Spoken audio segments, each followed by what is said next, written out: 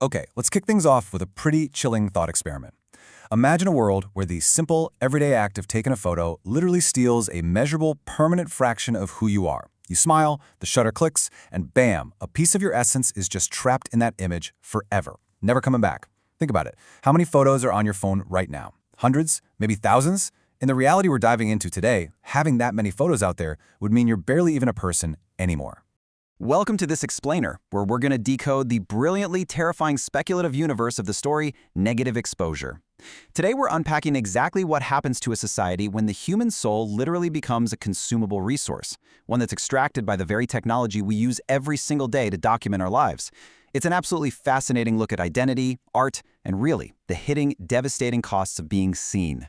To truly grasp the stakes of this story, we first need to map out the mechanics of this strange reality before we meet the factions fighting over the ultimate rarity. Here is our agenda for today. 1. The price of a photograph. 2. Maya Voss and the diminished. 3. The unphotographed elder. 4. Competing claims to wholeness. And finally, 5. The burden of being whole. Let's get right into it.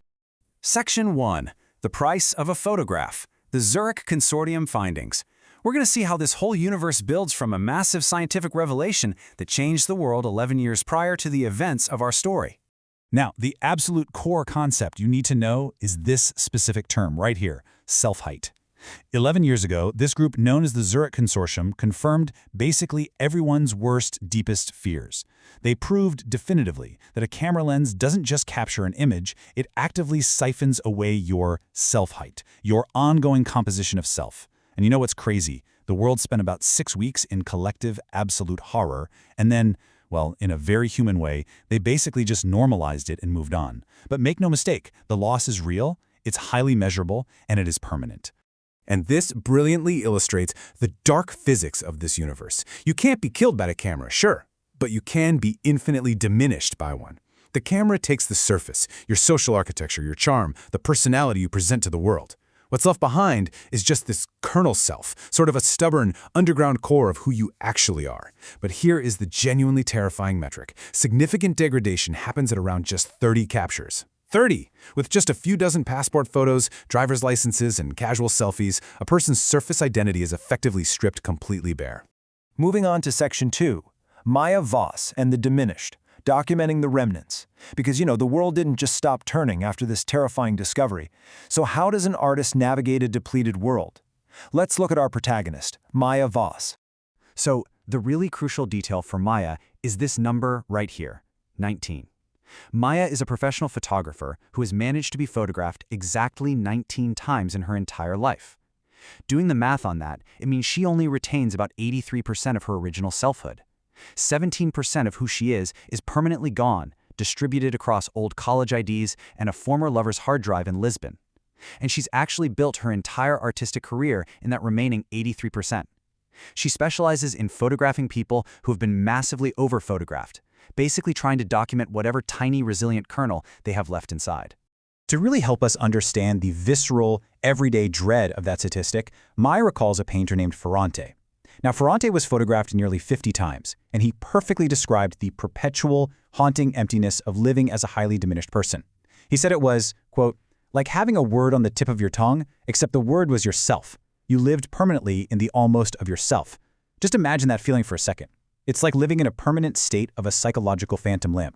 Which brings us to Section 3, the unphotographed elder, a first capture. This marks a massive, tectonic shift in Maya's life and is really the catalyst for our whole story. Maya receives this astronomical commission from a shadowy group to photograph an absolute anomaly deep in the Pacific Northwest. She's sent out there to meet a woman named Anwen. Anwen is 81 years old, and she is 100% whole. She lives off the grid in this deeply isolated community called Cairn Hollow, and incredibly, Anwen has managed to evade cameras her entire life. Look, in a world where teenagers are completely hollowed out by social media before they even figure out who they are, Anwen is a total statistical impossibility. She is entirely, completely herself. When Maya actually sits down with Anwen, Anwen uses this beautiful, powerful botanical metaphor that basically shatters Maya's entire worldview. Anwen points out that people always notice the plants that survive harsh winters, right? The resilient ones. But nobody ever writes poetry about the plants just growing effortlessly in perfect, ideal conditions. See, Maya has spent her whole career finding the beauty in resilient, diminished people. But looking at Anwen, she realizes she's completely forgotten what the ease of wholeness actually looks like. It's a totally different kind of beauty, one that hasn't been forced to constantly adapt to trauma. That leads into Section 4, competing claims to wholeness, the factions. Because, of course, a literal miracle in a severely resource-starved world is never going to stay hidden for long. Once word of Anwen's existence leaks out, a brutal ethical crossfire kicks off.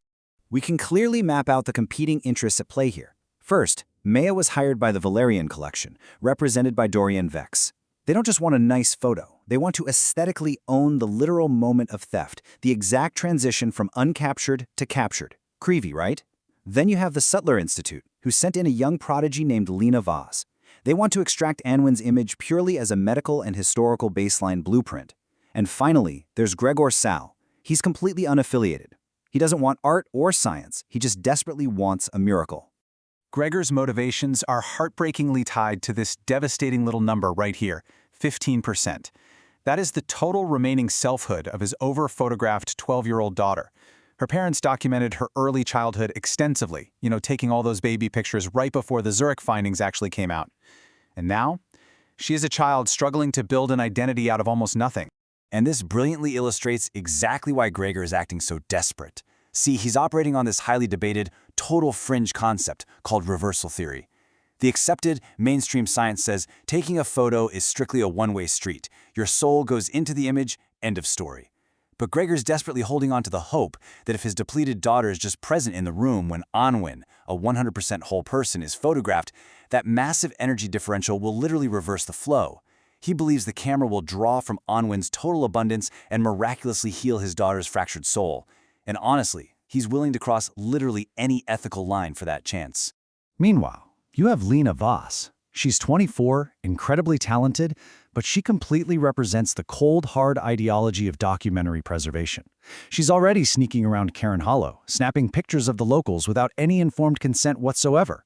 She genuinely believes that because this community is about to be discovered and forever changed anyway, capturing the historical before record completely justifies the immediate moral violation of taking their selfhood without asking. It's that classic, age-old clash between the rights of the individual and the supposed needs of history. Now let's head into our final part, Section 5, the burden of being whole, accountability and discipline. We're going to see how Anwen's own perspective fundamentally challenges everyone else's incredibly selfish desires to just consume her. At one point, Maya actually asks Anwen what it feels like, from the inside, to be completely whole. And Anwen delivers this profound, incredibly heavy truth. She says, "It feels like accountability. Every choice is mine. Every thought is mine. The good ones and the terrible ones. It's not some magic superpower, folks. It's absolute accountability." Out in the diminished world, people constantly, maybe subconsciously, blame their flaws or their bad mistakes on the parts of themselves that are supposedly missing. But for Anwen, she owns everything. Every bad thought, every single mistake is 100% hers. You simply cannot blame your flaws on missing pieces when you know you are whole. Furthermore, Anwen shares a piece of her mother's wisdom, which completely reframes this entire narrative. Wholeness is not a gift, it's a discipline. It isn't just this natural default state you're lucky enough to passively keep. It is an active, demanding, daily discipline. Even living in total isolation without any cameras around, retaining your complete self requires a deliberate, conscious choice against all the pressures of a fragmented world. You literally have to actively choose to inhabit yourself fully every single day. Connecting this profound idea back to her art, Maya has this huge realization. Photographing someone who is whole isn't about aggressively capturing them or stealing something. It's actually a lot like the way Anwen bakes bread for her community. It's a disciplined, incredibly patient practice. First, you provide the conditions. Second, you release your intention. And third, you simply allow the present to appear. You can't force the image. You absolutely cannot impose your own artistic ego or narrative onto it. You just have to provide the right conditions, let go of your intention, and be fully, genuinely present in the room. Only then can the actual truth of a whole person appear in the frame. To wrap up this explainer, I want to leave you with Gregor's incredibly provocative challenge to Maya, which honestly acts as a direct challenge to all of us watching right now. If you knew you were diminished, if you knew that vital pieces of you were scattered out there in the digital void, and there was a way to get even a tiny fraction of your lost self back, what lines would you cross? What would you willingly sacrifice to be fully yourself again? It's a haunting question, and one that definitely lingers long after the shutter clicks. Thanks so much for exploring this fascinating universe with me today. And hey, I hope it changes the way you look at the next camera lens pointed your way.